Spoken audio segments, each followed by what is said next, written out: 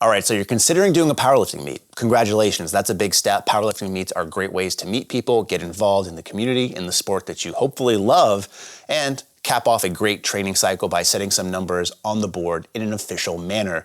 That being said though, people's first meets can be kind of daunting, and there's some things that you can do to ensure that you have the best meet possible. So today we're gonna talk about 3 tips to prepare for your first powerlifting meet.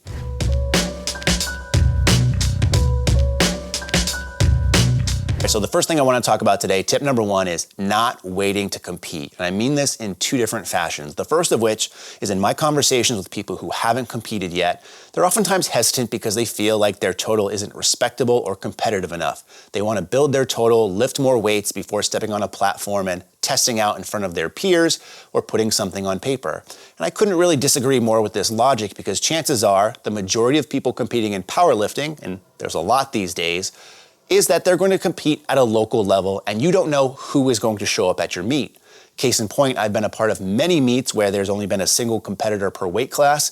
Sometimes some weight classes don't have any competitors whatsoever.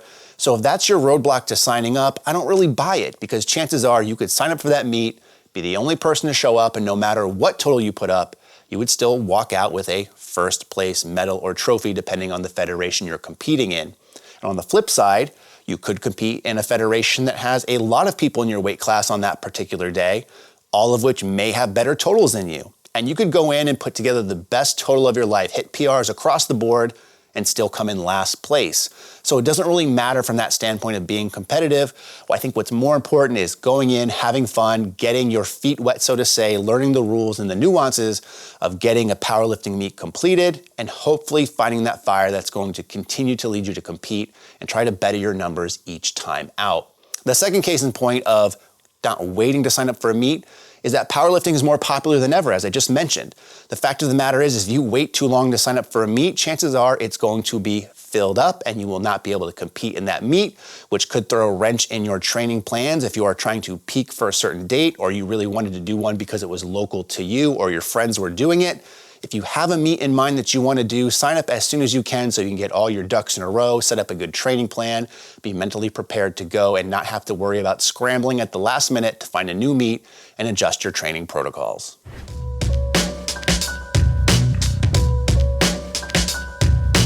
All right, so the second tip I want to relay to you guys to think about going into your first powerlifting meet is not worrying about how much you actually weigh. We just got done talking about putting together a total and not worrying about where it's going to be competitive relative to the field. Your main focus should be on just going and getting things done and putting something on the board together. And the same thing is true of losing weight. Oftentimes people say, hey, I want to lose weight because if I get to a lower weight class, my lifts will look better than if I was in a higher weight class. And while that may be true for some people who are chasing records, for the majority of people starting out, I think this is a bad idea. The main reason being is they either are going to be cutting leading up to the meet, so they'll be losing weight, which isn't conducive to building strength. So chances are you'll be weaker as you go along. Or people try to do something drastic like a water cut and could end up messing up to the point where they're just totally dehydrated or things don't work out and they're unable to compete because they feel like trash.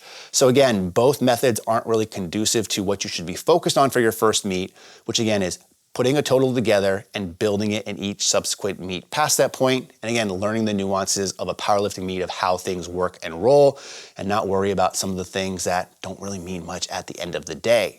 On the flip side of that, also, don't worry about trying to gain weight overnight if you are under the weight limit. And I've seen this a lot with federations that have 24-hour weigh-ins. Someone weighs in the day before and they say, hey, I have 5-10 pounds, or I could eat above my weight class because it doesn't matter what I weigh in on meet day because I've already weighed in under.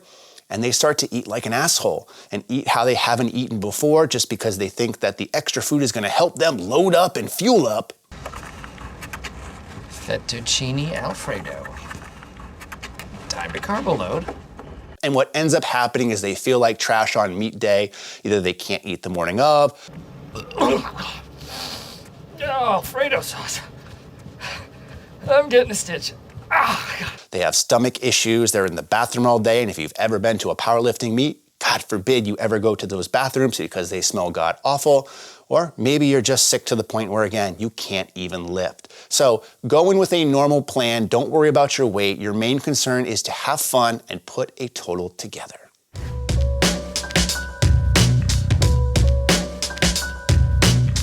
All right, so third and final thing I want to talk about is know the federation's rules and commands for your actually day of lifting. Now, the easiest way to go about this is when you're signing up for the meet, you're probably on that website already. Download the technical rule book and learn about what constitutes a good squat, bench, and deadlift, and what commands you're expected to follow.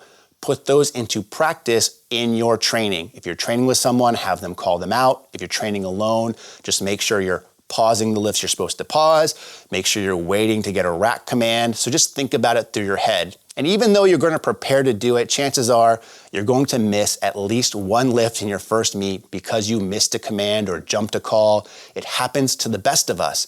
But it's one thing to forget a command in the heat of the moment, to not know them whatsoever and go out and do that for all 3 attempts. And although you may complete all 3 attempts in terms of reps, getting a no lift, red lights from the judges because, again, you're not following the technical rules. I've seen it before, and I'd hate for that to happen at your first meet because chances are it would put a very bad taste in your mouth. The nice thing is, too, is in most meets, in all meets, in fact, about 30 minutes before lifting starts, there should be a rules meeting where the head referee or the meet director is going to go over exactly what the rules are for each lift, what the commands are, what you're expected to follow. They will ask if there's any questions. Please ask questions if you have them. The lifting community is a fantastic community to be a part of, and we're especially nice to newer lifters who it's their first meet because we want you to succeed and continue to enjoy the sport that we do. So that wraps up the 3 tips to prepare for your first powerlifting meet. I hope it's a good one. I hope you have a fantastic competition and see you on the platform. If you like this series and want to see more, maybe tips about actual competition day and how to be as successful as possible, let me know in the comment section below. But in the meantime, as always, thanks for watching and stay big.